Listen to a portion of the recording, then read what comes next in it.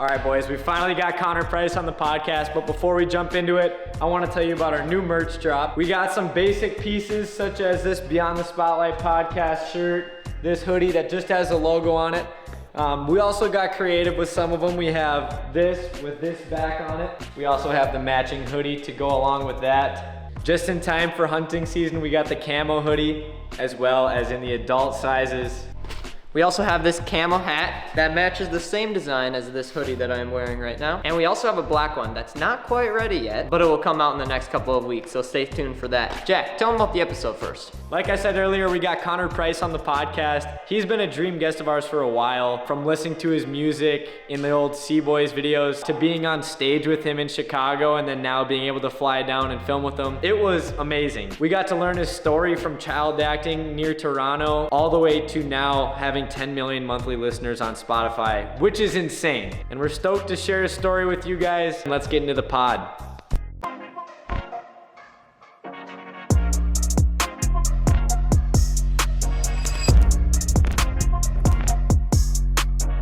When's the last time you guys were in Nashville? March? Oh, really? Yeah, that was when we did Graham. Whenever we did Graham's was the last time. Oh, March of this year. Okay. Yeah. Okay. March or February, because it was right before your guys' tour. Yeah. I remember. When did Because you I kick watched off the tour? episode on tour. I remember that. Oh, sure. Yeah. Yeah, dude, when we were on stage and you said, you're the guy with the podcast, right? I was like, bro, how do you know Dude, that? I'll tell That you. blew my mind. I'll tell you how I knew. So the way that we met, which is funny, that was the Chicago show, right? Chicago, yep. So at every show I do during the song Buddy, I'll bring somebody from the audience to do it. And I usually, at that point, will pick somebody who I feel like up to that point has been like rapping every word, who I feel confident will know. And I had seen the podcast, but I didn't put two and two together. But you guys were at the front going crazy the whole show. You guys knew like all the words, especially you. And so then when Buddy came around, I'm like, this guy, you know? Hell yeah. And then, you came on and you crushed Buddy. And then as, I can't remember if it was like midway through the song or near the end, but Graham like just comes up to me and he goes, those are the podcast dudes. And then I was like, oh, wait, that's crazy. Oh, my So gosh. he made me aware of it mid-song. And then at the end, we like had you guys back in the green room. But that was such a cool moment. Dude, Yeah, that was that an was amazing You moment. crushed it, dude. That was so fun. Well, we That's- wouldn't be here today if you wouldn't allow us to be able to come back there with you afterwards and Sure, just no, talk. it worked out. And I yeah. thought the episode with Graham was great. And I'm glad that he like had an opportunity to, because he's so influential in what he's done in my career, with Nick's career, and like a lot of people in this like independent space. Yeah. And Graham's that guy. So I love that. Yeah, you guys got to talk a lot about his background. And so then when I connected with you guys at the show and how much you crushed it, I'm like, all right, we got to do an episode now. 100%. You earned That's it. awesome. So, yeah, Thank you yeah. so much. I appreciate Absolutely. that. We're really excited for this show. So Thank you, man. Me too. welcome back to the Beyond the Spotlight podcast hosted by myself. My name is Jack. Nah, Maiden. Today we have Connor here with us. What's Welcome up? to the What's up? show. Let's Thanks go. for having me. Thanks for being here. You guys absolutely. flew all the way. Yes, we sir. did. Absolutely. I appreciate that. Shout out to the sponsors, Appy Hour, All Soccer Meats, Giant Snacks, and Brushmark Signs. Today's guest started his career as an actor before transitioning into being one of the fastest rising independent artists in the music industry, with millions of monthly listeners, viral collaborations around the world, and a fan base that spins the whole globe. He's showing what's possible with talent, consistency, and a vision.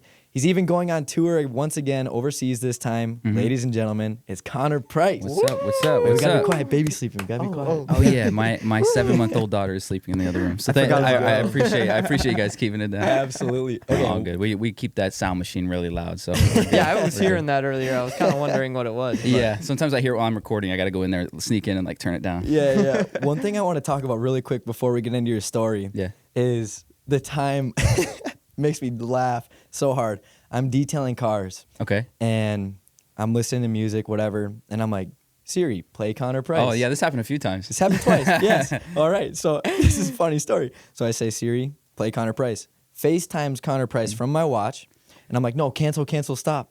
Sprint over to my phone, click cancel, and it says cancel the call. Yeah. So I shot you a text, and I was like, hey, sorry, I didn't mean to call you, whatever. It did go through. Yeah. And then, like, maybe 2 weeks later, same thing happens.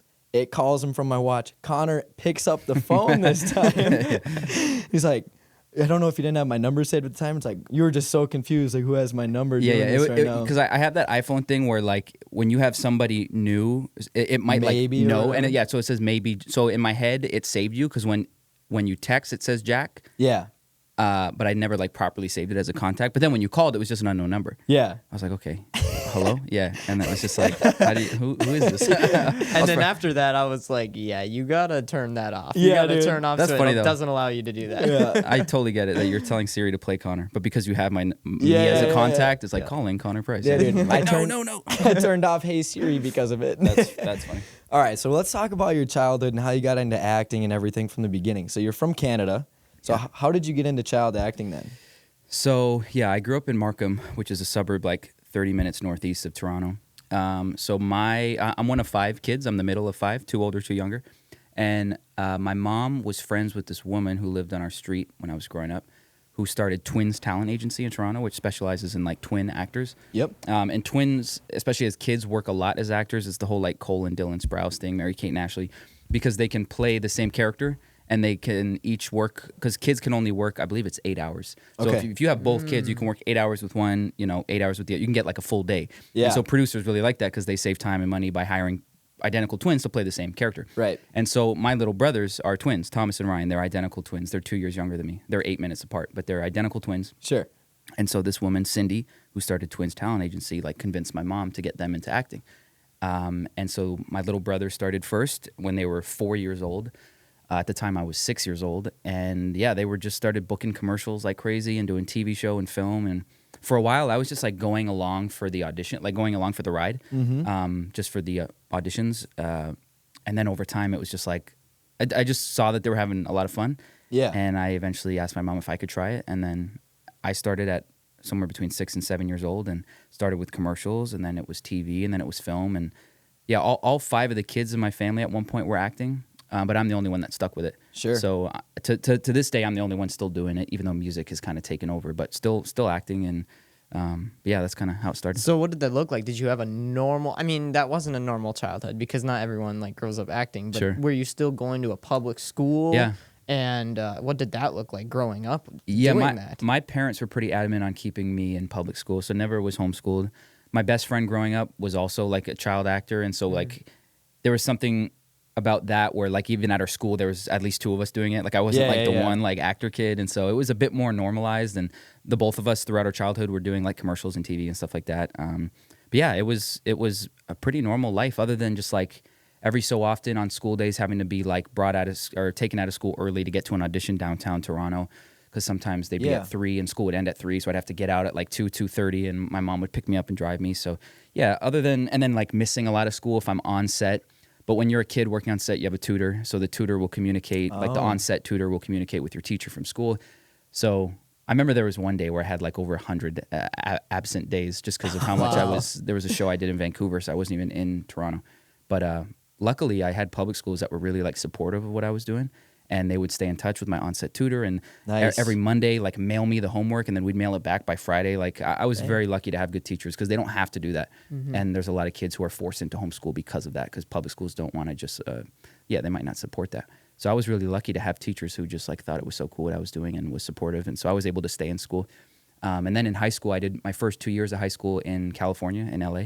So we decided to like make the trip out there and like live there and see what that was like, trying to pursue acting in LA. Was that your whole family or just you and your parents? Or what? It was, at that time, it was me, my mom, and my younger brothers, Thomas and Ryan, the twins, because they were still acting. So the 3 of us went to California. My dad's a golf pro. He works at a course in Toronto, and so he had to stay home for work. And my older brother was like in my older brother and sister were in high school or starting college, and so yeah, they stayed home. So it was this weird kind of split where kind of half the family went to LA, half stayed in Toronto, but we were visiting a bunch, and we did that for 2 years and then eventually came back to Toronto. Sure. But I still spent a lot of time like split between a few months of the year flying out to LA as like a 16, 17, 18-year-old, staying with a friend that I made, my buddy Jimmy, who was actually the first person I ever recorded a song with. Really? Yeah.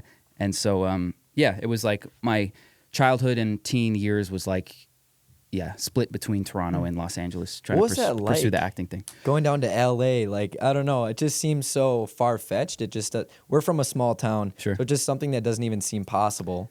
Yeah, it's a weird, I guess it's weird, but for me, it was my normality. It was my life, and a lot of my friends around that age were also actors, and so they were kind of doing the same thing.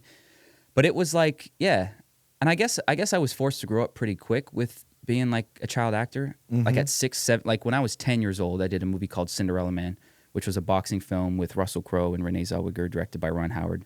And that was like my first big film. And that filmed in Toronto, but the premiere was in LA. So that was the first time I went to LA for the premiere, signed with a US agent, and then started auditioning for stuff out there. But yeah, just immediately as like a 10-year-old on a professional set, learning how to like take direction and be around other professionals, like I very quickly had to mature and grow up. And so that definitely helped me. By the time I was like 16, 17, a few months of the year, just like flying to LA by myself, staying with my buddy Jimmy, and us like both kind of grinding out the audition thing. And we're both really into music and hip hop. That was when we eventually like tried recording a song off his mom's laptop, which was the first song I ever recorded. Yeah, it's. I guess it was normal for me, but I guess it is kind of a strange upbringing that most 16-year-olds aren't doing. Yeah, I do just want to ask, like, how does that work with, obviously you don't have to say how much you make, but how does that work with pay? You're 10 years old. You can't just pay a kid money. So is that like a trust that you get when you turn 18? And it can't go to the parents, right? Well, yeah, it's funny you asked that, because so there was a very famous case of a child actor in the 1920s named Jackie Coogan, who was like a very famous child actor and made a lot of money. So kids like can get paid, but the guardian is the one that can receive it. Okay. And so the parents do get the money. Wow. And it's the parents' responsibility to hopefully save for the kid. But in this person's case, in Jackie Coogan's case, the parents spent all of it. And by the time he turned 18, he had no money. Wow. Dang. And so now, because of that, in the States, they created an account called the Coogan account, named after Jackie Coogan, which is, I think it's 25%. 25% of any child actor's pay immediately goes into a bank account that no one can touch until they turn 18, which is great. So it's sort of like the Makes safeguard. sense. Yeah. But I was, fortunate that I didn't have my parents who like blew it all. And so, yeah, it was like when I turned 18, I was able to walk into the bank and finally accept this money that I had earned from the age of 6 all the way up to 18. Wow. And that was sitting there for me. So luckily, because of those laws, because it's the same thing in Canada, it's called a youth trust or minors trust account, I think. Okay. It's the same type of thing. I don't think it's 25%. In Canada, I think it's less. I think it's 15% of your check automatically goes into an account that no one can touch until you turn 18 and walk in and prove your identity, and then they hand it over. Yeah. So how old were you when you made that first song with Jimmy?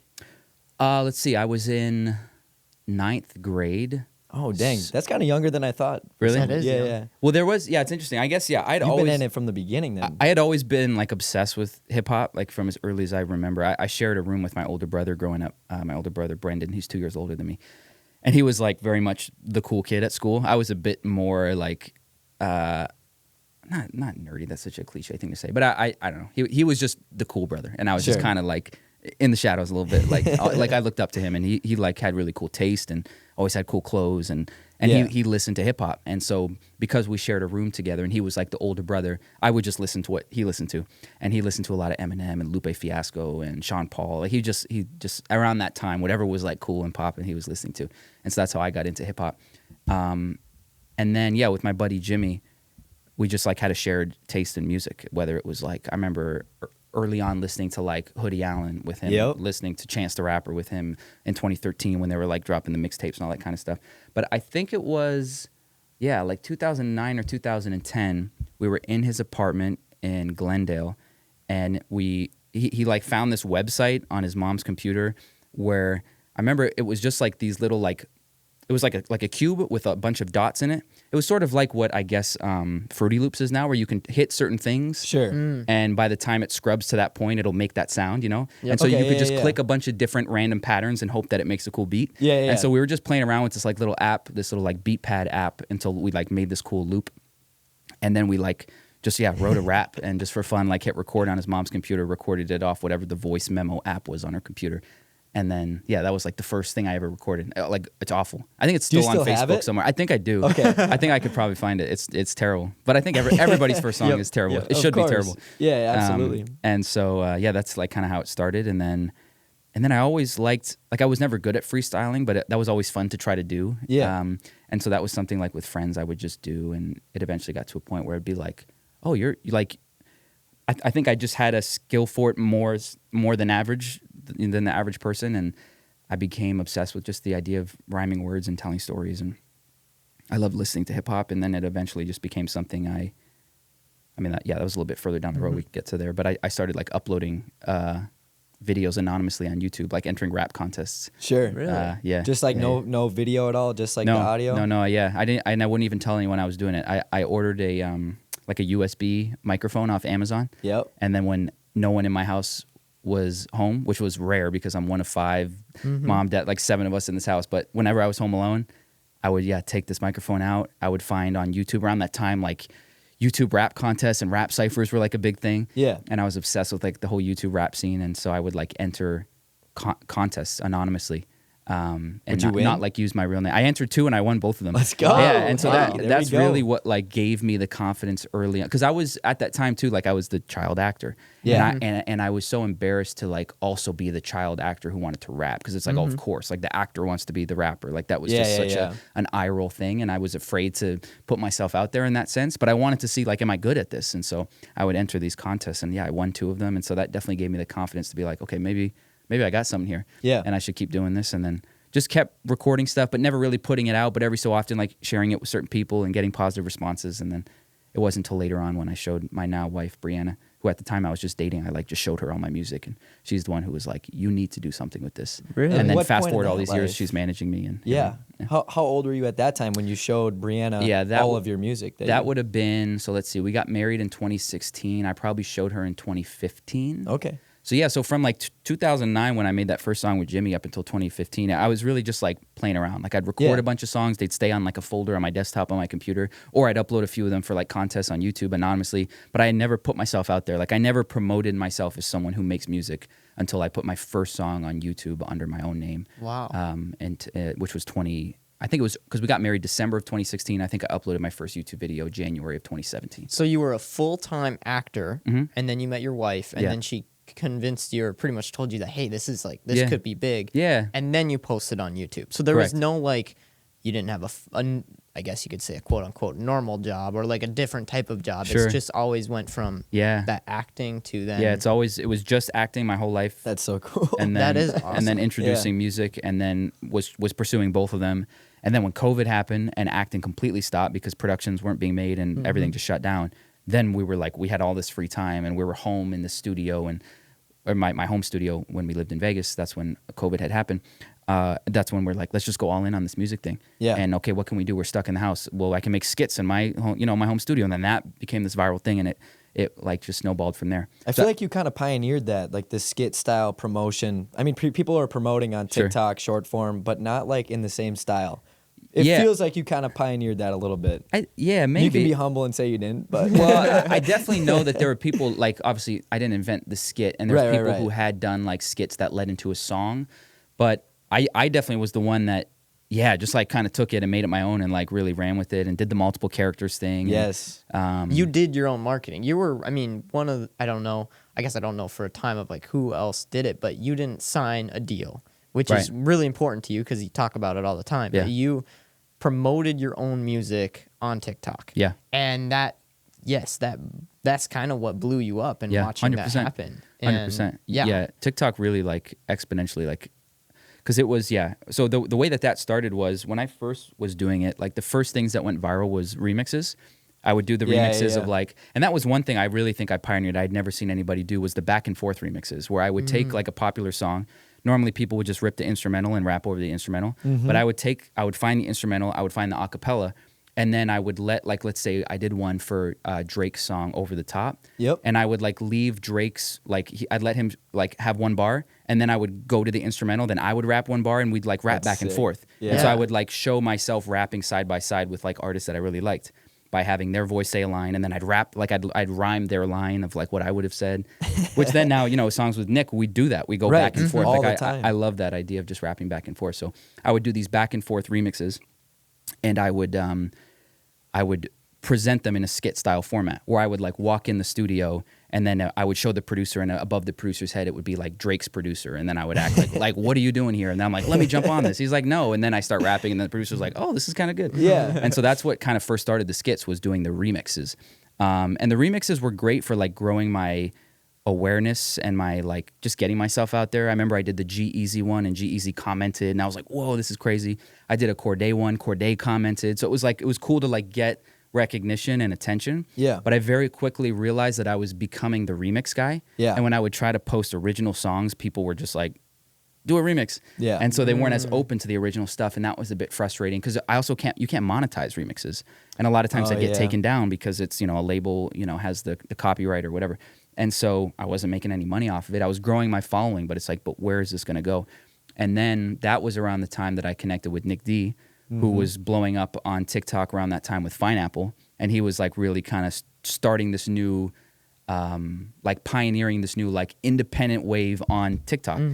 And we connected over DM. I think I just messaged him because he had made a video about how he was, him and his wife were expecting their second kid. So I like congratulated him, and he's like, dude, been seeing your stuff. Like, and he just sent me his phone number, and we jumped on a FaceTime. And our first FaceTime, we were on it for like 2.5 hours. And he basically told me everything that he thought I was doing wrong, and everything I could be improving on. And the biggest thing, he's like, you need to stop remixes. He's like, I know it's easy because this stuff goes viral, but he's like, your format of how you present the remixes with these skits is awesome. Do that for your original songs. Like, why aren't you doing that? And I was like, in my head, it seemed so obvious. But when I was promoting my original songs, it was just like snippets of music videos. Like, it was just not as engaging. Sure. So he's like, take the format that you do for remixes, but do it for your original songs. Stop doing remixes for a while. You might lose some fans because the algorithm is feeding people who like remixes. And it might take a while for you to find your new audience, but trust me, stick to it. And he told me that. And after that phone call, I never posted another remix. And I just kept posting my original songs. And after a few months, because there was a big dip or like a big drop off where my views really like flattened out. And it was so tempting to want to do a remix that I knew was just such an easy formula to go viral. But I just stuck with it. And then eventually I had a song called You Said that was like my first song to really pop off. And then I had a song called Splat, and then Smooth, and then, okay, these skits are working. Let's keep doing the skits. And then later on, it was Spin the Globe, which then like just completely blew it out of the water. So at the time when you had those remixes, did you have a large catalog of songs, or were you like? I feel like it'd be tough to promote a whole bunch if you don't have very many songs for people to go to. Yeah, let me think. I didn't have many. I put out my first EP, which was the Four of Clubs EP in 2018. That was only 4 songs. Yeah, I probably at that point had like 5 or 6 songs out. So yeah, I didn't have much to put out. And when I was sitting down to record something new, I was recording remixes. So yeah, and that was another reason Nic was like, you really need to just like stack up the catalog of original songs so you always have stuff to promote. So that was, that first phone call with Nic, he like just gave me all his, knowledge, which Nic, man, I hope you guys get the chance to talk to him. I know he's hard to get a hold of and talk to, and he doesn't often do interviews and stuff, but man, he's just that guy that like early on, like everybody who like popped off, not everybody, a lot of people that popped off from TikTok, whether it was the David Kushners or me, or like at one point, Nic talked to them like very, very early on and like told them what to do. And I talked to so many artists that I meet up with that they're like, dude, Nic called me. He told me that like, Nic's like just that like behind the scenes, like, just always giving free game and always just wanting to see like independent artists win. That's awesome. Well, he's a podcast guy too. We need to get some podcast advice from him. Yeah. Oh, sure. Show. Yeah, absolutely. Yeah. And he loves taking that role of being a teacher. He does it really well. So he's got the Freddie for Artists channel where he helps independent artists. But yeah, that conversation with him was a huge game changer. It's really cool hearing you talk about all this because we like watched it happen as you're explaining like Spin the Globe, meeting Nic when he released those songs. Like I remember everything happening. Just, like, this is also recent. The conversation is like all in your music too. Like you just said USB microphone. I remember you have so many lyrics talking about that, Russell Crowe, all that kind of stuff. Yeah, cool. So it's fun to hear, like you're telling us your story, but you kind of already did in your music too. Sure, that's cool. That's cool to hear. Yeah. Absolutely. Yeah. No, that's good that's coming through. Yeah. So how long after that conversation was it that you started making music with Nic then? Oh, good question. Let's see. Yeah, because we had that phone call and then we hadn't met in person. Oh, I remember the first time we met in person. He was coming out to Las Vegas to do a podcast. I forget the name of that podcast, but we were just like, do you want to stay with us? Like, so you don't have to stay at a hotel. And he was like, sure. So he came over. So the intent for that trip was just he was doing a podcast. He knew I lived in Vegas. He's like, yo, I'm coming to Vegas. Can we hang out? And I'm like, come stay with us. Like, we have a guest room. Stay with us. And so he came over and stayed. And on that trip, I'm pretty sure we made Nobodies, which is the first song we put out. I think we started working on Gasoline and Bank. Like, we just started working on a bunch of songs. Wow. And we very quickly realized that, like, we work really well together. And also, up to that point, I had never recorded with anyone in the room. Like, even my own wife, I would get uncomfortable. I'd be like, hey, do you mind leaving? Like, I gotta, now I'm much more comfortable. And I like kind of being out of my comfort zone and just having other people in the room. I used to, like, just be that would make me so nervous. And so I couldn't, like, I couldn't like write or perform. I just felt Yeah. too awkward. But Nick, like, just, I don't know. If you're ever around Nick, you'll very quickly notice he just makes everyone around him feel so like at ease and so cool. Sure. And there's like no judgment. And I quickly, the process of making a song is awkward. And you're going to say a lot of things that don't work, try melodies that don't work, flow patterns that don't work. And you have to like be okay with just kind of sounding silly. And Nick is the best at that. Like he'll just start Sure. a beat and he'll just start out loud. Who doesn't care who's in the room? We'll just start like belting just random melodies, and then I'll try something and he'll be like, oh, that's good. Yeah, like record that right now. I'm like, really? You think that's good? He's like, yes, it's perfect. Do it. And he like encourages me. And so That's he gave me a awesome. lot of confidence to just like trust my gut, not overthink. He's the best at that. I think that's why we work so well together is I have a tendency to overthink everything, try 100 different versions of a line. Yeah. And he's so good at just like trusting his gut and being confident in his taste. And so he's definitely encouraged me to trust my gut more. And so we find a good balance where like he's just so good at throwing stuff against the wall, and I'm good at maybe like reeling him back or being like, "Ooh, that's great, but maybe tinker this." And so we have a nice balance with each other in that sense. So what's the balance right now for you between artist and actor? Or like, did that transition to fully rapping for a while and then now you're going back acting, or what did that look like? It's always been like hand in hand. It has been, okay. Yeah, Even through like the whole time when you were making skits and everything, you were still doing acting. totally. But also when that was happening, the COVID thing happened. Yeah, and that's right, and that's so right. acting really did slow down. So I was able to just go all in on music and create Yeah. a ton of like that's when I was able to release a song a week and put a skit out almost every day. But yeah, so acting naturally had slowed down. And then once it picked back up, I still like just 2 days ago I had an audition, like I had a self-tape. That's how they usually do it now instead of in person. Auditions used to always be in person, and now since COVID, everything became self-tape. Yeah. Where your agent would like send. I mean, it's a whole thing, but to put it simply, my acting agent will send me an audition. I'll read the sides. He'll say, okay, this needs to be taped by Tuesday. I'll set up one of my cameras downstairs. My wife will read for me off camera and we'll perform the scenes. I edit it together, send it back to my agent. They send it off to the casting director, and that's how auditions happen now.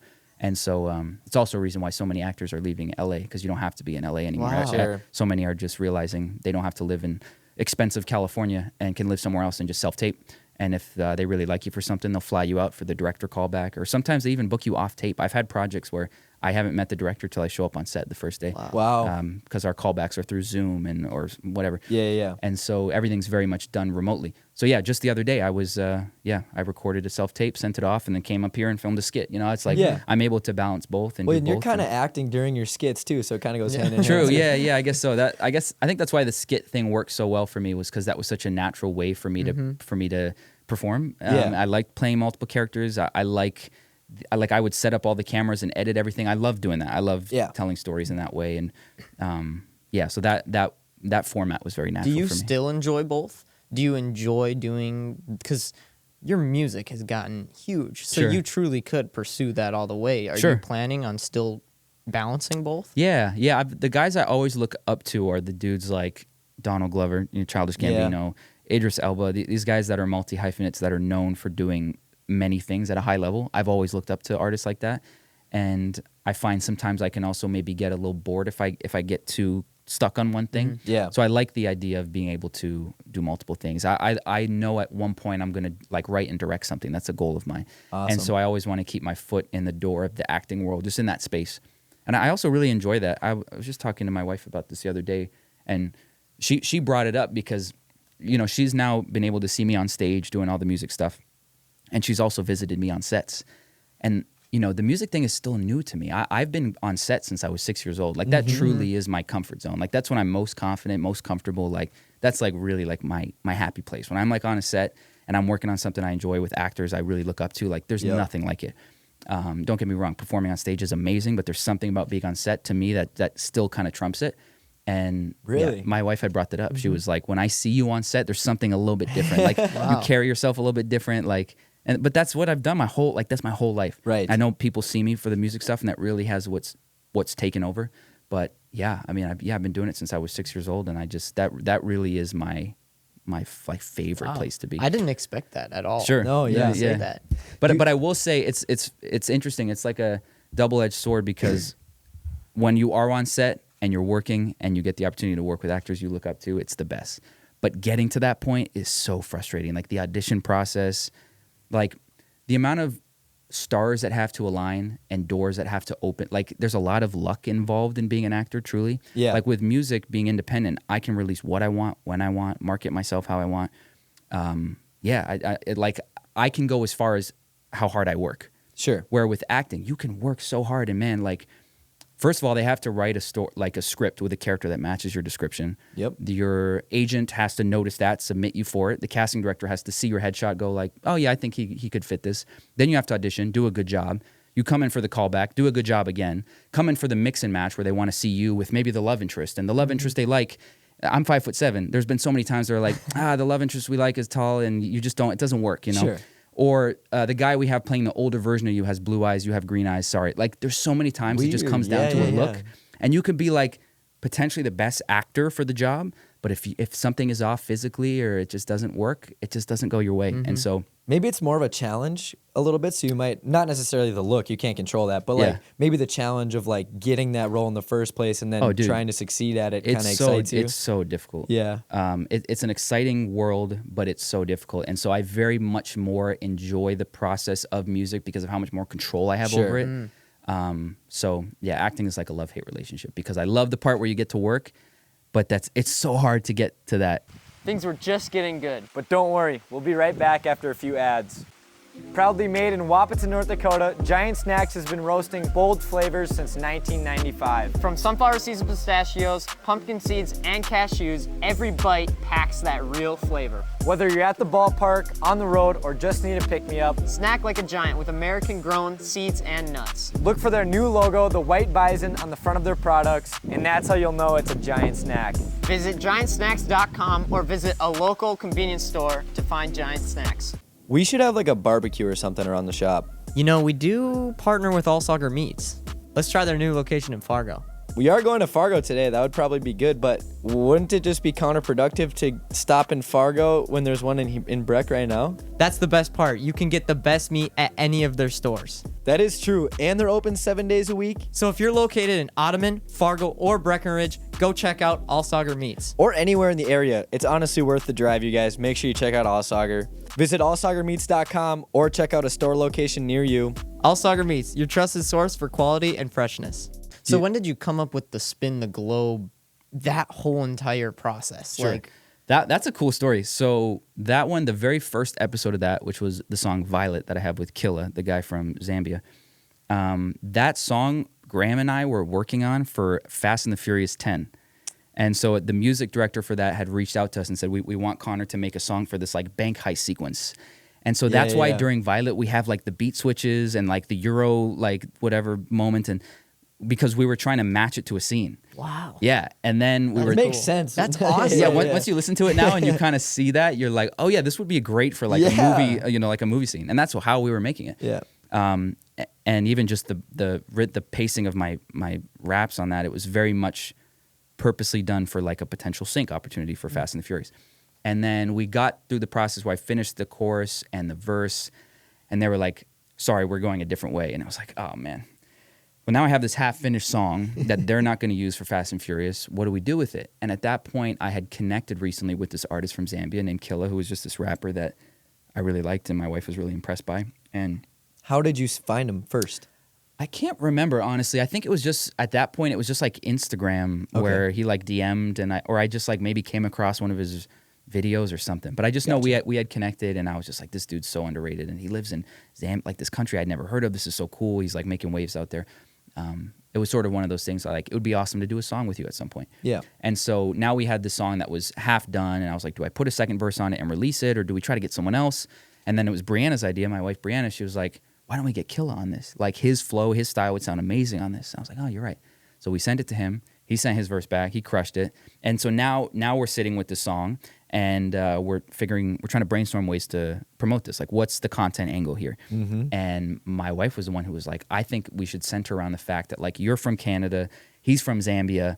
She's like, what if, and really on the spot, she's like, what if we have a globe and we spin it and you, like, land on his country and you're like, I'm going to find it. And it was all her idea. And so that day she went to Target, got the $20 globe. I have it in here somewhere. Where is it? Is it here? Or maybe it's in, no that's the big one. I think it's in the garage downstairs, actually. Okay. I'll bring it up later.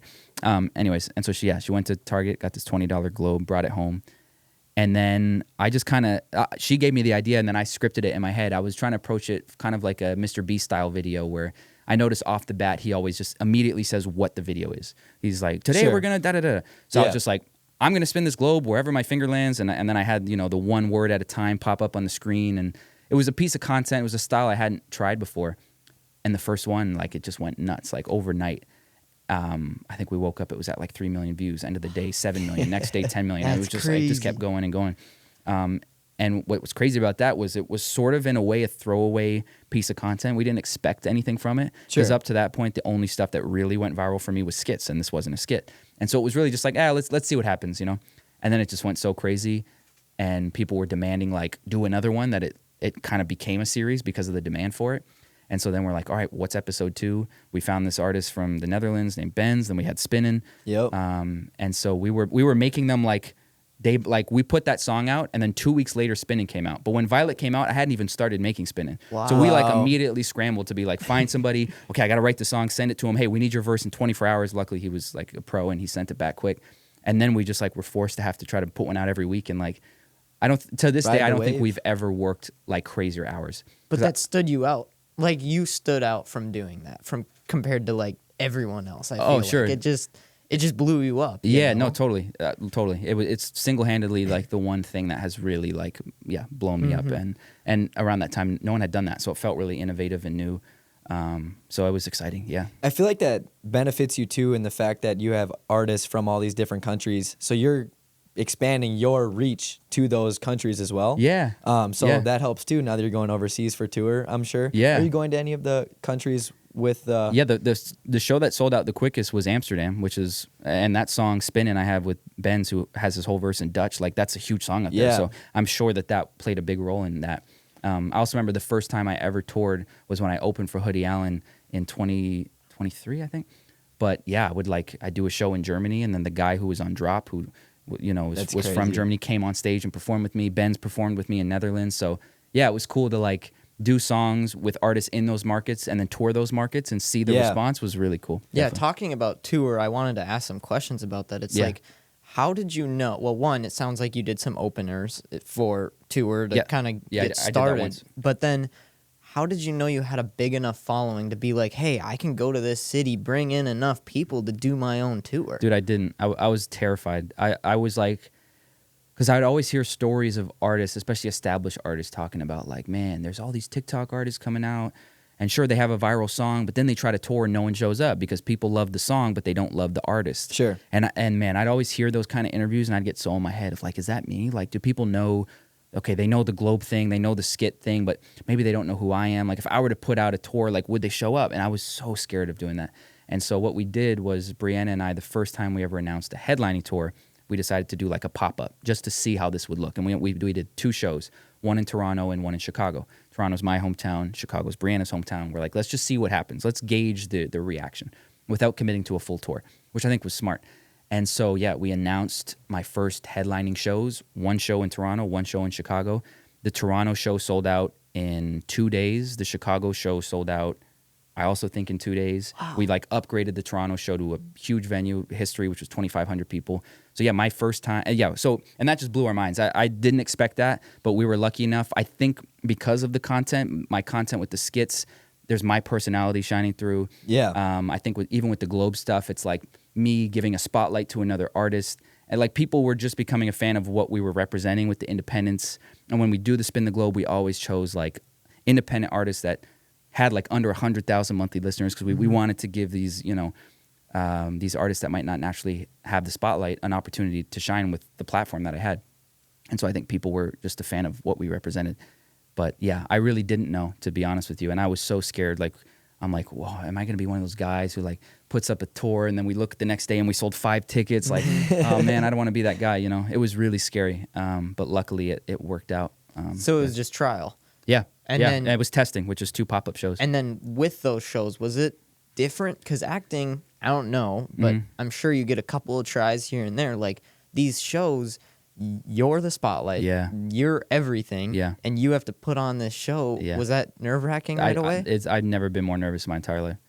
And what's cool about that too, that performance is on YouTube. If you go, I think it's like I forget what it's. I think CBC was the one that posted it, the Canadian Broadcasting Center. But I didn't even know they were going to do that. They were like, hey, we want to come through and like film some of the concert. And then like a few days later, I look on YouTube and they uploaded the whole thing. So The whole show. you could see that I come out because I opened the show with Violet and I forget the words in the first verse. Like I'm so nervous. You can hear it in my voice, in my breath, and I like screw up the words and I'm so in my head. But then you quickly realize no one cares. And usually people in the audience don't even notice that.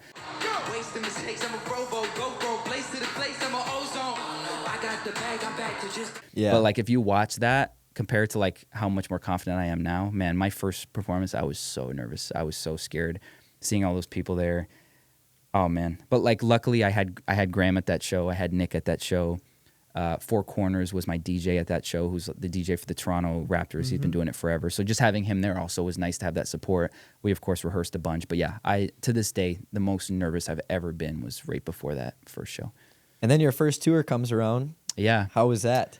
Yeah, that was crazy, yeah. And then from that, yeah, we're like, okay, we clearly have the demand to really pull off a headlining tour. And that was really fun because Graham opened up for me, and then he was my DJ during my sets. We got to just be on stage together the whole time. Then if I do songs that he was on, he'd come out and do them with me. So I really got to like do it with my friends and my family. My brother-in-law Seth was doing merch.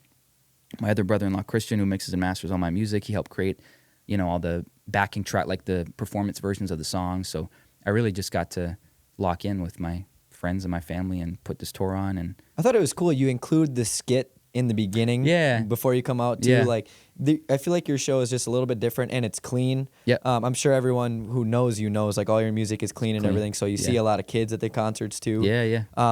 Yeah, I guess. What about like your second tour then? So the first one went successful enough. You're like, okay, we got to do this again. Yeah. Run it back. So how did that process go? Yeah. The first one went great. The second one, I just wanted to put more into production. Like the first time around, I did have the whole skit thing. So I would start every show with like a skit, and then the skit would end with me like running on stage, and then I would actually run on stage. So I wanted to kind of like bring the internet persona into real life. That was the whole point. Yeah. But I didn't have any production. I didn't have any extra lights. I didn't have any, like other than the screens that were already on stage at the venues, I didn't have anything extra. And so I felt like there was maybe an element of my show lacking production-wise that I just wanted to experiment with doing more. So the second tour was a lot more expensive, and being independent, you have to fund all of that. And so, I put a lot more into, because we had the bus for all of us, but then I also had a semi-truck for the production. And you guys were at the show, but you have like different screens on stage. We have the lights on stage. I have like big, skits throughout the show. Yeah, right. The inflatable globe, the inflatable globe guy. Yeah. And so just tried to put more into creating more, like building out the world. Yeah. And that was really cool to see a lot of people from the first tour show up. And I'm in the meet and greets, and they're wearing the merch from the first tour, and so like you're wearing the merch right now. Yeah. So it was cool to just see, people come again, and they had a good enough time the first time. They wanted to come see it the second time. And so, second tour we did more shows, but it was pretty similar as far as like Graham opened, Graham was DJ, like the whole vibe was the same. The one difference that I personally made on the second tour was I wanted to enjoy it more, like just be more in the moment.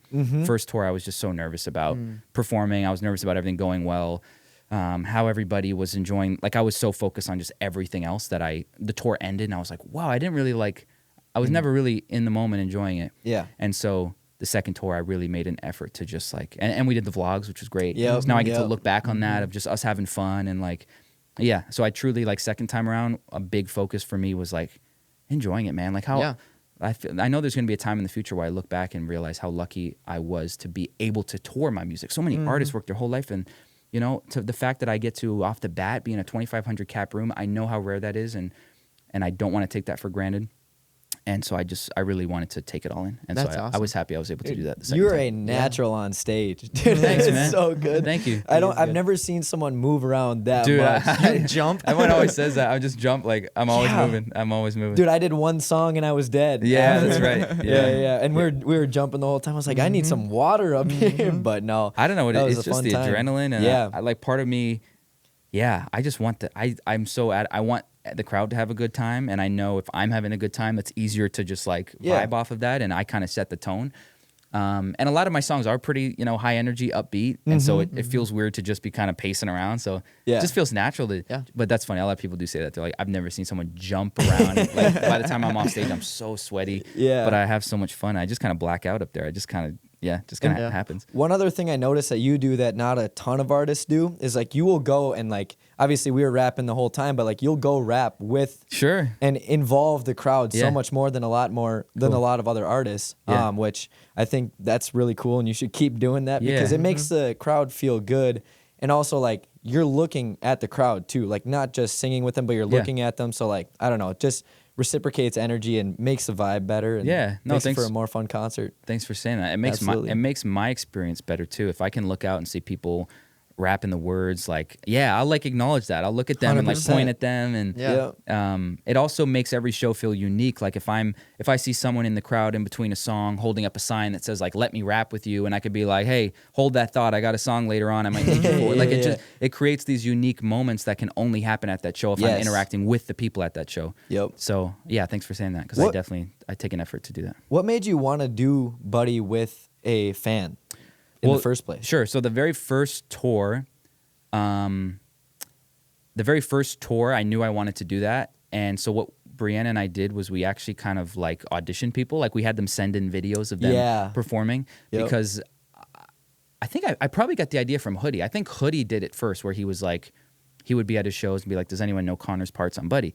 And he told me like sometimes it would go really well, and then sometimes they'd be all confident and come on stage and not know anything, and then it would be awkward. So I was like, okay, I think it was Hoodie's idea. I think he did it first. So I'm like, I'm stealing that idea of like doing Buddy with somebody, but I'm gonna like kind of vet them out to make sure that they're like, they know the words. And, So the first tour we did that, and every show I already knew who we were gonna pick.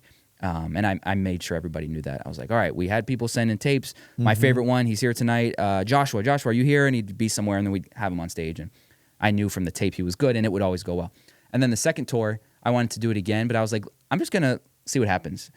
And so I didn't like vet people out or audition or anything like that. I would just kind of go off my gut. And the way I would do it was throughout the show, if I would notice somebody consistently knowing all the words, if they, during the Buddy moment, put up their hand as like, I know the words, I'd be like, yes, I know that you know the words because you've been killing it all show. Come on up. And I would say of the like 32 shows we did, like 27 of them went amazing. And then the other ones that maybe didn't, where they were like overconfident and then got on stage and got nervous, was still fun, None of them went bad. Like none of them were like train wrecks, but some were definitely better than others, like yours. Like you, and that's like, if you remember from that show, or maybe you don't because you were on stage and you were probably so like, I blacked out the whole time. But like you probably remember because you were watching, but like that's always, if it goes well, it gets such a crazy reaction. Like people want to see somebody from the audience come on stage as like the underdog, looking kind of nervous, and then kill it. And then like from my perspective on stage, the loudest, just like most excited cheer is that first moment when the Buddy like says the first line correctly, and they're like, "What? No way!" And it's like, it's always the best moment. So many people came up to him afterwards. And then you become a little celebrity. I was like, "Yo, you crushed it, dude." I was walking through, it's like, "Oh, Jack." Dude, one that was funny. This girl had a graduation cap. Okay. And she said, since those guys didn't sign it, will you sign my graduation cap? Oh, no, I missed her graduation cap. Apologies to whoever that was. That's funny. So you signed an autograph on that? Yeah, I did. Nice work. First one. That's amazing. So obviously you can't do these tours alone. And I know that you've talked about your wife a lot, and like she does a lot of the behind the scenes, but I kind of want to know a little bit beyond, like, what all does your wife do? Is she scheduling a lot of these tours? And, and she just seems like she's just the best. She is, and she does everything. Oh my gosh, I wish she was here to talk on this. She's actually starting her own podcast. It's going to be called Home Studio, where she just talks about her experience of. I mean, she's going to talk to a lot of other people in the industry, but just check it out if you guys. Yeah, if it's out already, Home Studio. Yeah, Brianna's podcast. She's because she does a lot, and she likes talking about that and learning about that. But anyways, so she does everything. Because right now my team she's my manager. We have a booking agent. Her name's Kara Lewis. I connected with her because she was Hoodie's booking agent. She's also Eminem's booking agent. She's like a legend in the hip hop space. She's been doing it forever. She was Tupac's booking agent at one point, but she's just like, she's a badass. Like she gets stuff done. And so when I found out she wanted to work with me, I was like, whoa, because she was one of those names I knew. And she does Russ as well, and I've always looked up to Russ and Russ's career. And so she's my booking agent. So she's the one who will like map out the tours, like route them, like like negotiate with every venue or the pricing, all that kind of stuff. Make sure if I show up to a show and something's wrong, I call her. She gets it all sorted. So she's the one who like plans the shows. And here's where you're going to be. Here's the dates. Let me know what you think, and we'll figure out from there. And then I have a touring manager. His name is Alex. He worked with Tyler, the Creator, for the last few years. So he's also like just a veteran in the space, and he's been amazing. And so between the tour manager and Kara, the booking agent, a lot of that stuff is done. Because that's like touring is a whole other business, man. It's crazy. It truly is crazy. It's a lot. But Brianna does everything else. I have a question about one of your songs that just came out, Buffalo. Sure. And you have 4 minutes of just rhyming with Buffalo. Yeah. Did you use ChatGPT to come up with all these rhymes, or did you actually? Because, dude, I don't know how you could find so that many rhymes. Yeah. I think I did. Do you ever use ChatGPT for any like rhymes or anything like that? I've tried to, but it's not very good at like multi-syllabic rhymes. Yeah. Like it really only knows like perfect rhymes, Yeah. which sometimes is just like kind of boring. I feel like I've maybe used ChatGPT for like if I have a writer's block and I just want it to give me random themes of like things that might but not specific lyrics. No. I don't think it's as good at that yet. No, definitely not. But I remember Nick sent me Buffalo, and he had rapped for like 2 minutes on it, and then originally I think it was just going to be one of his songs, and then just my competitive nature, I was like, ooh, I wonder if I could do 2 more minutes with words he hasn't used yet.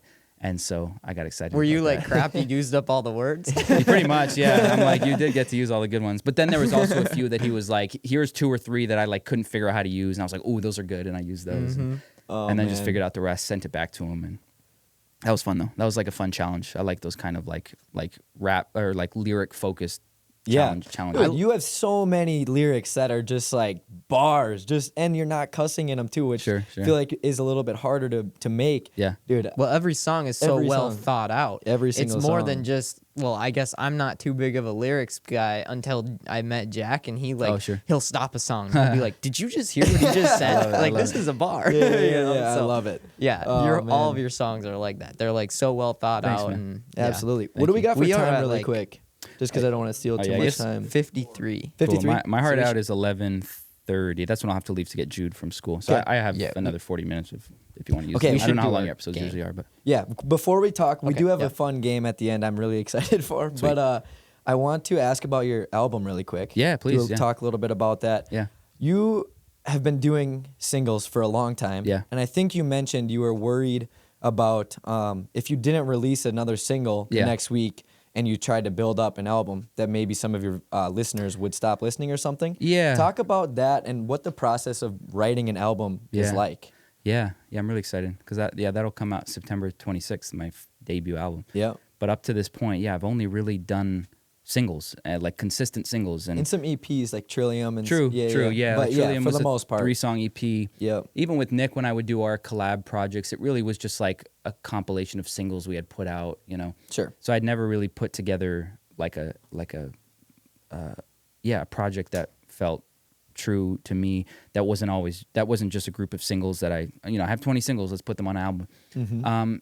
I was nervous because the single thing works, and every week I have the opportunity, and when I am doing singles, I'm also looking at each single from the perspective of like I would get so locked in on the idea of like, what's the contentable angle of this? Is this a globe thing? Is this a skit thing? What's the skit angle? And like, because in my head it was like, every time I drop a single, it has to have the opportunity to go viral, or else why am I dropping it? And so it started to make me, like the way I described it, I was talking to Nick about this recently, was like, I sort of weirdly compared the music when I'm doing a bunch of singles to like fast food. When you're making fast food, you're trying to make a lot very quickly, and a lot of people like fast food, and there's a time and place for fast food, but every so often you kind of want something different. You want something with more flavor, that's more fleshed out, that's not this like this quick hit of dopamine that I'm always going for with singles, where I might not always have the craziest beat, and I want to get a bit deeper and storytell more about my life. But I was like, but if I do that, that single might not perform as well, and then people won't be interested. And I just felt this pressure to always have to do these like catchy, upbeat singles. And I knew for an album, I didn't want it to be 16 songs of that. So there was going to be moments where it wasn't that. And in order to make an album, I might have to not be dropping as much music because I have to step away and really focus on that. And that's kind of the space that I was in these last few months, where I've just dropped a lot less music, but I've been putting a lot of effort into this album.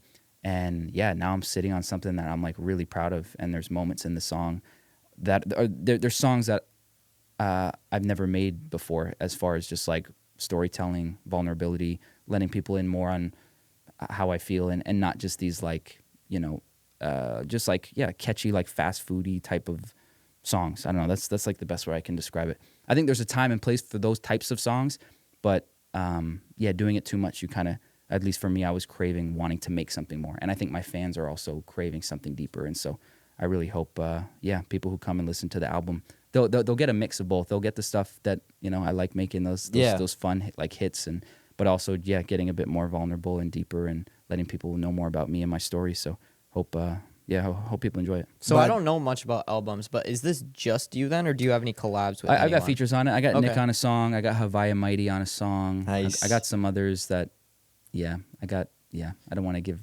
Yeah, you don't want to give. Well, this comes out, and you don't have to tell us if you don't want to. That's totally fine. But this does come out in October. Okay. So okay, cool. So if you're hearing this, the album's go out. check it out. Yeah, go check it out. Yeah, awesome. The album's called About Time. I have Big Sean working on a verse. Really? Yeah, and so I'm curious if that has made it, because we've been talking for a while, and last I talked to him, he's like, I'm like 75% of the way done this verse. And I'm like, the album comes out pretty soon. And so we're like kind of down to the wire. So we'll see if it maybe becomes like a deluxe thing after the fact. I'm hoping I just like randomly look at my phone one day and he texts me and sends it. But is it a clean verse? I don't know yet. What was cool about that whole situation was he saw a video of me with Jude. With my son, my 3-year-old son, and he has a 3-year-old, and so I think that video like connected with him. It was like the video of when Jude was like finishing my songs, and he thought that was sweet, and so he just DM'd me and was like, "Bro, love what you're doing with your kid, and heard some of your stuff. I think it's awesome. We should do something." And at the time, I was working on the album, and I had a beat from Boy Wonder that I was working on, and I sent it to him. I was like, "Dude, you on this would be crazy," and he was like, "Oh, give me a few." And so we've just been back and forth a few. I really hope it works out. But okay, but about it being clean, I don't know yet. I actually had that conversation with my wife. I'm like, oh, what if he sends something not clean? But would you put it in? Well, I mean, you kind of have to. Yeah, right? I can't tell him what to do. I'm not gonna tell like, hey, can you make this clean? I'm not. That's one thing you mentioned. You don't do that to anybody though. Like yeah. Or you didn't before. I think now I would be a bit more. But like, I don't know, there's some artists I just can't. That's Big Sean. And so I'd probably be a situation where I would just have two versions of the album. I'd have the clean version, I'd have the explicit version. But I think, because he said he had been listening to my stuff, and he obviously would have heard my verse where and just the way it's not one of those, it's a much more introspective song. So I don't think he would. But if he does, we'll see. We'll see. Awesome. But I think we'll just have two versions of it, If it even comes out. I don't even know. Hopefully it did. By the time you see this, you guys will know, and we don't know right now. Yeah, we don't. Anything else you want to do before? No, I think. Can we do the Canadian game first? Sure. Let's do it. We got two games for you. All right, cool. This last one, and I'm not going to put this in, but for some reason, the Canadian audience, I'll put it in, screw it. The Canadian audience loves this game. It's a Canadian slang game. Ooh. We have 10 Canadian slang terms. Oh no! Watch me not do good. Well, I wouldn't blame you. You haven't really lived there. I haven't very much. No, I haven't. But guaranteed, you'll do good. You'll get. I think you'll get them. The only one is like the first one's like toughie. It could be. I have no idea. I guess. Is this like Canadian slang or Toronto slang? Like, what? I'm curious to see where this goes. Well, I guess I have no idea. We'll have to ask the Canadians. You guys have like a Canadian audience that you've noticed is like. Well, okay. We did a 4-part thing because the last time we did it, it was longer. It was like 15 words. This is only 8. Okay. But all of them got like 100,000 views. They did very good. Yeah. Oh, cool. We interviewed somebody who was Canadian. Got His it. name is Spenny. Okay. On the Seaboys. Yeah. So. Oh, yeah. Shout out to the Seaboys. Hell that yeah, was absolutely. the first podcast I ever did. First? Yeah. I'm pretty sure. Like as far as like music stuff goes, they were in Vegas, and because they would put a lot of my songs in their vlogs. Yeah. That was actually That's how I found you. There you go. Time. Like early on, they were putting a lot of my stuff. Yeah. Shout out to the Seaboys. They were great. They're like 45 minutes from us. We just filmed with them the other day. Filmed with one of their grandpas actually. No way.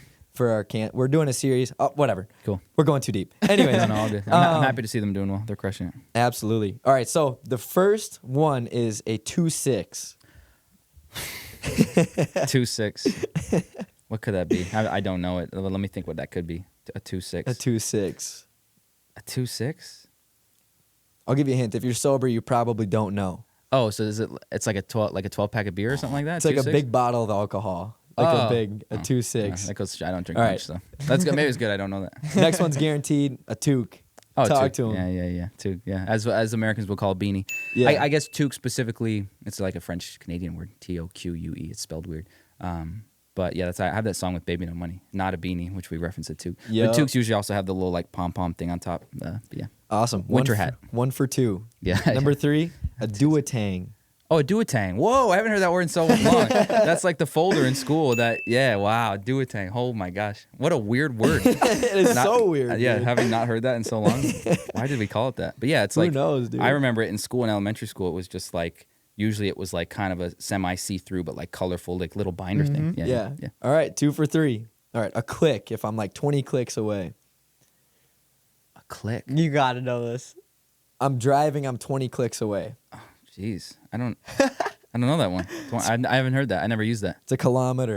That's what they call like a kilometer Really? out there. Kilometers, clicks. Do you think well, maybe 20 this is clicks, I've dumb, never heard but that. do you know your kilometers still? What's the conversion there? It's Like if you were to go drive in Canada Yeah. right now, would you be fine? Like I'd be fine, yeah, because I could, yeah. Usually I know the cars in Canada, the speedometer will show kilometers, but Right, then it'll also show the both. smaller number underneath will show miles per hour. Gotcha. But I've gotten so used to the non-metric system. Or wait, is it metric? No, I'm forgetting. Metric is the kilometers. Right. Yeah. All right. Next one's tough. A keener. A You ever keener. heard of keener? Can you give me the spelling? Keener. No, never heard it. It's just someone who's keen or like an overly eager person, but they like Super it's like keen a, on it's something? like A keener. it's like calling someone. You're a keener, like a teacher's Yeah. pet. You're a keener. Oh, funny. No, I've never heard that one. All right, a hoser. Hoser. A hoser. Don't need a specific definition, but if you, can't say anymore. A hoser. I You never of heard that one either. It's like another thing. It's like calling someone a fool. Like you're a hoser. Hoser. What the heck? Just like some new Canadian. Yeah, like, for real. slang. Yeah, maybe it's just a I'm different still part. stuck on duotang. That's awesome. All right, we got 2 more. Okay. Should be able to get these. Yeah. Chirp, or if you're Oh, chirping. chirp. Yeah, to like that was big in the hockey space. Like Yeah. to mouth off, to like to make fun. Yeah. Yep. Yeah. All right, and a dart. A dart. Oh, a cigarette. Yeah. Yeah, there we go. Yeah. There we go. Not bad. Not bad. We'll take it. I got to do some research, man. I've been missing out. I apologize to my Canadians. Yeah. Right. All right, That's last funny. game. Sure. So we got this game where Aiden is gonna play one of your songs. We're gonna do 10 songs. Random. We're gonna just click shuffle on Apple Music. we will have you throw on the headphones for this one. Okay. Yeah. Yeah. So it'll play 10 seconds of this or whatever, however long he wants. He's gonna click pause. Yeah. And then we got these little things here. Let me show you. Is it too loud or anything, or is it good I think it's good. for audio? Okay. Just put one ear. This is gonna be fun. Jack nice. is really excited Yeah, about yeah, this yeah. game. You got the buttons and everything. Yeah. So when he stops the song, Yeah. we hit this, and then Aiden will tell us who hit it first. All right. And then we got to finish the lyric. Ah. And it's all your Shoot. music. It's all your songs. So If I don't win, this is a problem. Yeah. it's honestly, it's all about hitting the buzzer. And I guess. And it knowing- depends. yeah, You guys yeah. don't know when I'm gonna pause it. Right, exactly. But I it's, see. it's any of your songs. So 'cause- if the moment you pause it is when we would hit the button. Yeah. then you hit the buzzer, and then after whoever goes, then you have to finish the lyrics. I almost don't want to hit the button to see how many of them you know. He knows Oh, every yeah, single yeah. one. Oh, okay. Not 100%. let's find out. Maybe Dude, not the new one. Buffalo's tough. The new one's gonna Buffalo's be tough. by my side. I don't know that yet. I also don't know. Oh, it just came out today. Dialed in. I don't know all of dialed in. Sure. But all right. All right, let's just do a test. Do a warm up. I'm just seeing if it goes through the headphones. Okay. Well, that was nobody's, but that's wait. not. Yeah, I know. Oh, it's I only didn't. playing one ear. Okay, hold Playing on. in I my gotta. right ear. I gotta switch. Okay, Okay, I hear it now. here we go. All right, here we go. These days I don't need nobody's Oh, invitation. These days I don't tell nobody what I'm doing. I just do it. If I fail, keep it pushing till I get it right. Yeah, Connor, bro, come on, you gotta hit. You it. were quick, man. These days I've been wide awake. I never sleep late. Got a lot to do. I treat a Sunday like a weekday. Damn, let's go, There we dude. go. Wow, you have to hit the button, man. You got this, dude. Just like on stage, you knew the words. Absolutely, man. I All love right, it. What do we All got right. next? Oh, this was good. I hope it's an old one. Oof. Just 'cause This those one ones are isn't. fun. I I haven't heard the old stuff in a while. I feel like I'm Arthur, I'm balling my fist. Give me the call, never calling it quits. Bigger money, bigger problems. What they said to me, I don't ever worry, cause the stress don't get to me. Lavender. Oh, I think, yeah, he got it. lavender. Oh, now I'm. Oh!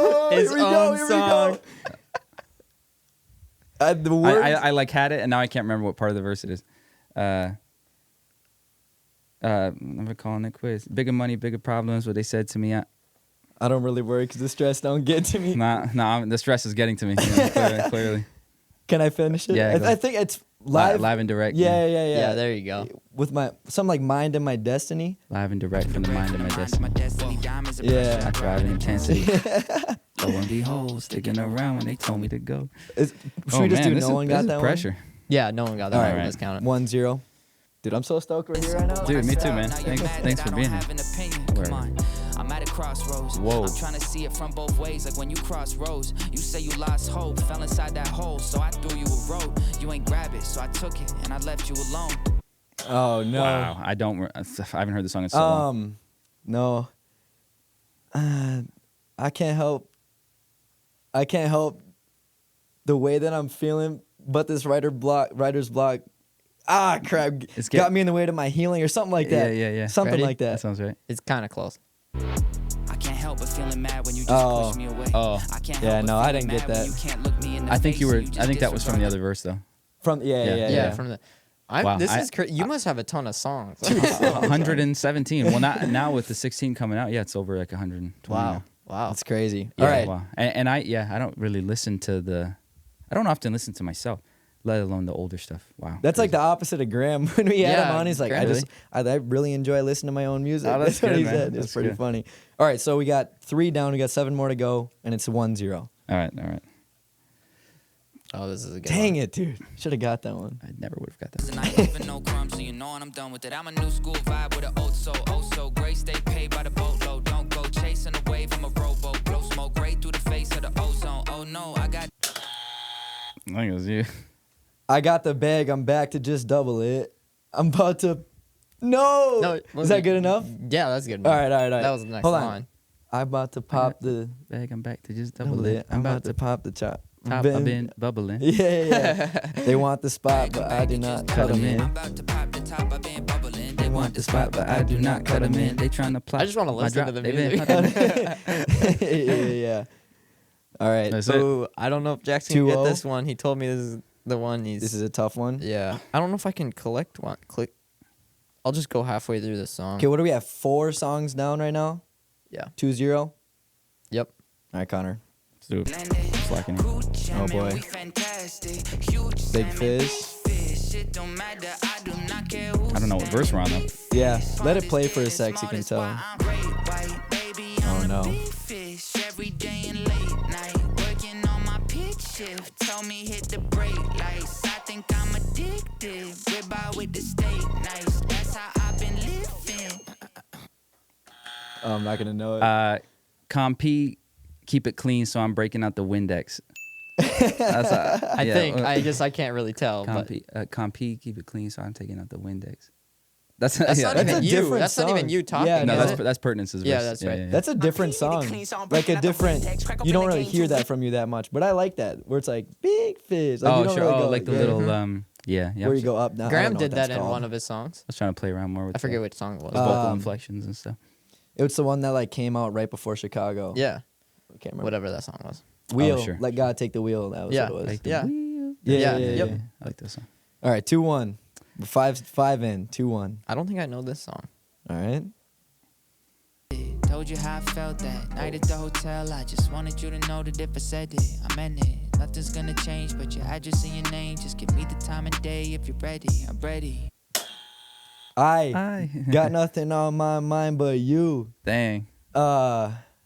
Is it all of these days just passing by? You are the one thing I'll always choose. Something like that. Let's Yeah. go. Yeah. You might actually know my words better than I do. That's impressive. All of these days just passing by. City Lights, yeah, You are crazy. the one I always choose.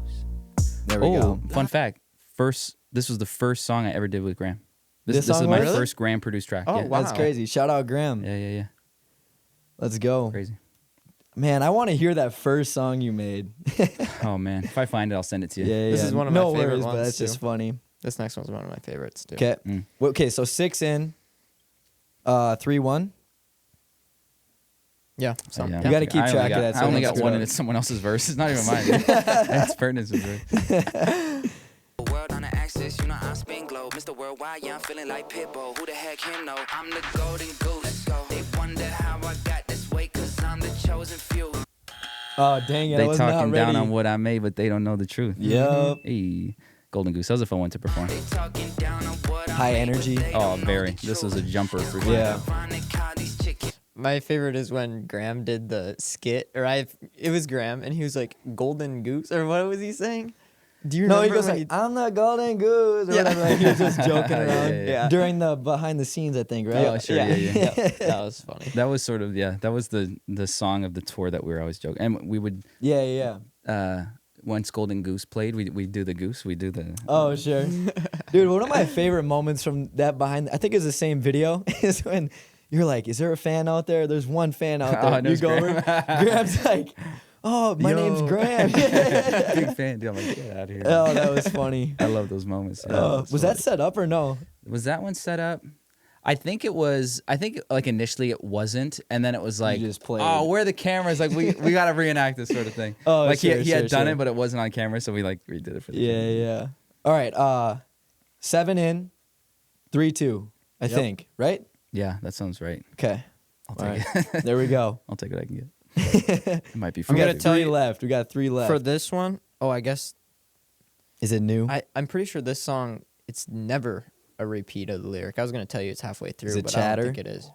Oh, I love no, Chatter. no chorus. That didn't age well. Let's not put that in. Yeah. I gotta get this one, dude. Actually curious.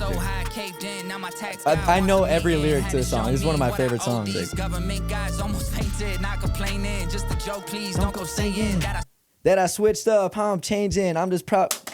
Ah, I'm just proud now. It feels amazing. Look. Yeah, that's a banger. Everything I said I wanted, I got. Fire. Told him on EGOT the moment. I was so confused on EGOT. I was like, EGOT. And then I was like, oh, the song EGOT. Idiot. Nice. Yeah. EGOT's a banger. I like when you don't have like a main chorus and it's Yeah. just bars the whole song. Yeah. Yeah, that's I got a song kind of like that on the album. perfect. Yeah. Don't get me wrong. Everything's good. But like, I love No, this. those Yeah, are fun. yeah. Those, especially with the beat switches and stuff. Yeah, 100%. Yeah, those are fun. Yeah, I think like Logic's 44 More inspired that song. Logic's for. He has a song okay, called yeah. 44 More where he like raps. He has two. One's called 44 Bars, I think, and then the other one's called 44 More. But they both follow sure. the same structure where it's like, I think 3 beat switches, no chorus, just like rapping. Yeah. That definitely inspired. I am Chatter. curious before we get to the next one. Yeah. How long, does it take to make these songs? Is it big range or is it like? It depends. Some are like, I remember Buffalo, that verse I wrote in like probably 2 hours. Really? That's crazy. But then I have other songs that I might like keep revisiting over a few days. So it's hard to actually like, if I were to add up how many hours. Right. Yeah, some I fly through. Some I really take. Like the song, ironically, that I spent the most time on was Spinnin'. And it's my biggest song. Dang, And I wow. always hear artists talk about like, hey, if you're struggling with it, like if it's not coming naturally, like move on. That's a sign. Sure. But like there was something about that song that I just like, I knew the beat was so special and I couldn't figure out the chorus. And I tried so many different things over so many different days. And I just tried and tried until finally I was like, ooh, this is it. That's your biggest song? Yeah. Like stream wise. Yeah. Yeah, okay. Yeah. Imagine trying to, all you get is an instrumental and you have to come I up know, with it's everything else. crazy. That seems impossible. It's crazy. Like, you got to find Sure. everything lyrics, the chorus. Yeah, that's melody, the fun all part. that It's sort of stuff. like a puzzle. I remember Yeah. Eminem talked about it like that. He's like, I find writing verses is like a puzzle. How do I fit these words together? How do I make this work? How do Yeah. I bring it back into the chorus? And Well, and you can have like that two stuff. completely different songs on the same instrumental, like Yeah, or yeah, a yeah. million different songs depending on how you Totally. make it. So I remember Juice WRLD would do that too. They would always talk about Oh, him in yeah. a studio. He would like play a beat. He'd freestyle a whole song and then be like, all right, let's try something else and keep the same beat but try something different. Yeah. And like make different songs over the same beat. It's crazy. Yeah. then they just pick the best one. Yeah. or What's the whatever. best one? Pick one. Yeah. Exactly. All right, we got 2 left. All right, let's go. 4-2. So you got to get the next 2 to tie. All right, I got you. Things always left unsaid that speak volumes. Thinking I That's a should call bar. you, tell you about the place that I fell to. But what if you fall too? I know you Oh, all too dang it. well. You attached to Pre-did my it. emotions. Don't wanna burden you, I guess I'll hold this. I'll figure it all out when I'm at my lowest. But if I'm being honest, I hope you know this. Dang. Man, you're good, dude. Good job. Let's Jack. go. I gotta listen to my old stuff. Next podcast, I gotta be ready. There we go. Dude, Hopeless is a banger. Okay. Last Is one. this our last one? Yeah, yeah. I don't know if I want to do this one then. Why It's is it Buffalo. Do it. Let's do Okay, it. okay, I'll okay. see if I can Okay. get it. If I can't, I'll go to Connor Connor's will- part. I'll go Connor's part. Yeah, I think it'll be after. Stirring up a herd of So you buffalo. know I never fumble those. Touchdown in your city, got a couple shows. I remember writing songs so the sun would show. Now I'm at the show with my son sold out from the front to the upper row. Sorry for the bloody nose, banger. I don't think I'm gonna be able to get it. Sorry for the bloody nose. Oh wait, what's the next part? Through an uppercut. Through an uppercut. No, that's not it. No, That's a that's different next spot. part. Oh, I'm way off. Sorry for the bloody nose. Sorry for the bloody nose. Is it is it play my cards? Yep. Yeah, play my cards right. I ain't one to fold. Let me get the next line. Play my cards right. I am one to I fold. ain't one to fold. Give it to him. Give it to him straight. I ain't bluff a soul. Is that it? Kind of. Tell it to him. Well, tell play it to my him. cards. I ain't one to fold. Play my cards Right. Play my cards. I ain't one to fold. Unless Tell the it to him lyrics straight. are wrong I ain't here. bluff a soul. Play Yeah. it. Okay. Play my cards, I ain't one to fold. Play my cards. I want to Tell fold. it to To him him straight. I ain't bluff a soul. Yeah. A lot of gatekeepers trying to stunt my growth I always share it with the class like a crumpled note. That's weird listening to him sing his own song. Rapping over it. Yeah. Okay, I do got a question. Yeah, So yeah. like why is it the things always left unsaid that speak volumes? Just like stuff like that. Like after you write that, are you like, dude, that's a bar? I have Are you moments like that for stoked? sure. Those are my favorite ones to write, where it's like where it could be like a caption. You know what I mean? Like an Instagram Yes, caption. yeah. Like there's one thing Bro. to write like a really cool rhyming, like a multi-syllabic rhyme, but when you just get like a one-liner where you just say something in a way that you haven't heard said before, yeah, those are great. Those feel good. Let me show you some really quick. Sure. Look at the caption on this. Let's see it. Is it your post? Yeah. Innovate while they imitate. You front row, but I'm center, Center stage. stage. Let's go. And it's the That's a wild. it's the yeah. picture of us Yep. literally Let's go. center stage. Dude, that's great. Good choice. Absolutely, bro. I love it. Dude, thank you for letting us Yeah, come man. down. Thanks for This thanks is for, awesome. Thanks for being here. This is cool. I don't often do like podcasts and stuff. Yeah. So. Album is out if you're listening and Wait, watching this now. Advice. Oh yeah. Sorry. Jumping ahead. No, Last you're good. thing. What advice would you have to someone who's up and coming, or even a high schooler that's starting to make music that wants to get big in the industry? Stay independent. yeah, that's for sure. Yeah. I had a cool message from Russ when I was like blowing up from the Spin the Globe stuff, and his message to me was unsolicited advice, stay independent. And he's went on and said some more stuff, but yeah, which I thought was cool, because he's had a situation where he was with Columbia for a few years and then went back to independence.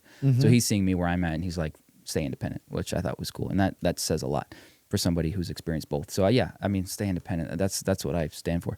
But I also, there's some artists that do well in the label system. It's hard for me to give general advice because I Right. think every artist is different, and I Yeah. always ask artists who ask me that question, like, what's your goal with music? Like, are you because some artists really just do it for the art, and I'm like, okay, well, as long as you're putting out music you like and you're doing that and you don't care about views or retention on short, like those are things that I care. I like content. I like thinking about retention on videos and what makes a video perform well and stuff like that.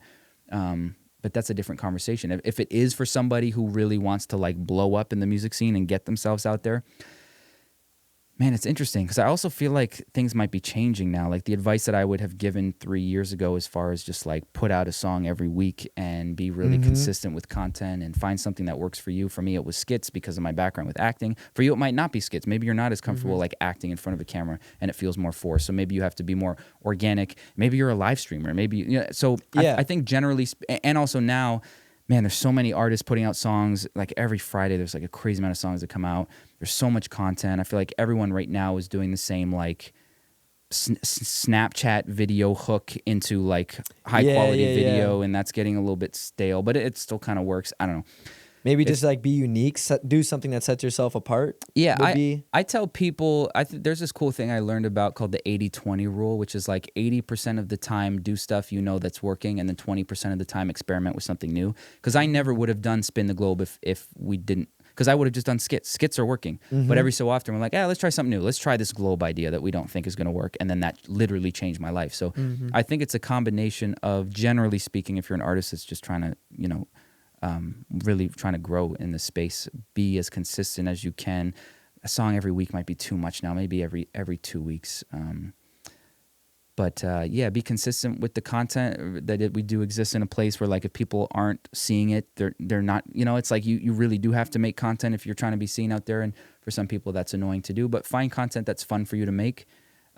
Do stuff that you see work and try to put your own spin on it. And then 20% of the time do something just completely random. Like try a bunch of things, whether it's live streaming, whether it's full length music videos, whether it's skits, whether it's I don't know, podcasts. That's my cue to pick up my son. So the good timing, we're good. Perfect. But yeah, I think it's just just keep. Sorry, again, it's hard for me to give this advice. It's so easy if I'm talking to a specific artist because I can ask them questions and then really kind of dig in. So but, DM him if you got questions. Yeah, maybe DM Brianna. She's the real genius. Sure. Shout out to my wife Brianna. But yeah, I think, man, just like consistency is so important. Like we obviously exist in a space where you can't, if you're starting out, you can't drop an album once every 3 years and like, you know, disappear. Yeah. You have to constantly just be in people's, you know, eyes and ears. And so be as consistent as you can. Awesome. And yeah, I think the 80-20 rule is a cool thing. I was talking to someone about that recently. So mix it up, but yeah, do what works, but also just keep trying new things because that might be the globe, you know, that might be the thing that's innovative and takes off and makes you stand out. So that's awesome. Well, we just want to thank you for coming on today. Yeah, man. Thank you guys. Thank you for letting us come. There it is. Come here today. That's how we end it. Absolutely. Thank you for letting us come on today. Dude, this was awesome. And for your music, for like us, it's almost like it's a genre. It's like, what do you want to listen to today? It's like Connor Price. Some days. So it's awesome. We love listening to you. So thank you. I'm excited for you guys to hear. Ooh, we got some snacks. Let's go. Yeah, we're sponsored by Giants, so we just give them out. Oh, let's go. All right, guests. shout out Giants Sunflower. I'm going to eat these on the way to get my son.